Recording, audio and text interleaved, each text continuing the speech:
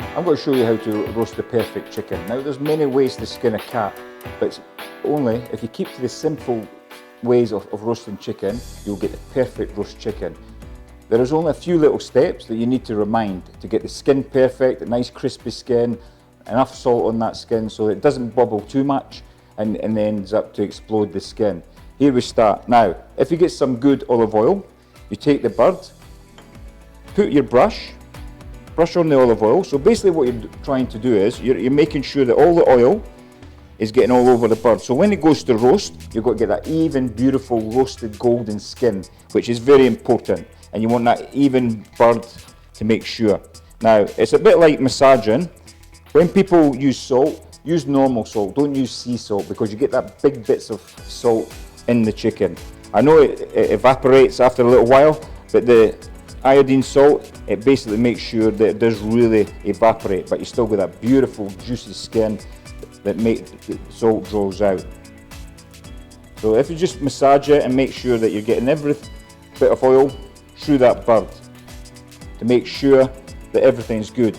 The most important tip is to make sure your chicken is room temperature.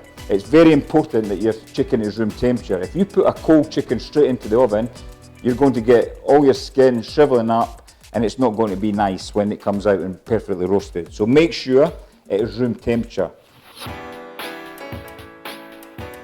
You can stuff with whatever you want to stuff the chicken with, but for me, if you're getting a really good chicken, that really good chicken that's been looked after, the best thing to do is just stuff it with lemon, and then that lemon impregnates through all the bird and you get that beautiful taste. You don't need to do much to a chicken that's been well bred, and this is a perfect chicken to do it with. So grab your big chunks of lemon, stuff it into the cavity, make sure, and it doesn't need to be perfectly cut, it's just big rounds, and then stuff a couple of leaves or sprigs of thyme straight into the cavity.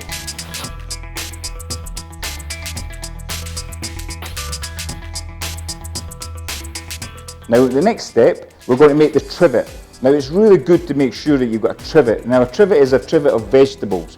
All you do is cut your vegetables, your celery, your carrots, your onions, and again, I love lemon, and the salt, with all the juices coming out, it will disappear. So you've got to just make sure that there's enough salt on the bird. All you want to do is rest the bird on all these vegetables. But at the end of the day, it does give that other flavour to the bird as well, without overpowering the bird. And there you are. And your bird is perfectly there for being roasted. Now your oven. Your oven has to be set 200, 250, really hot oven.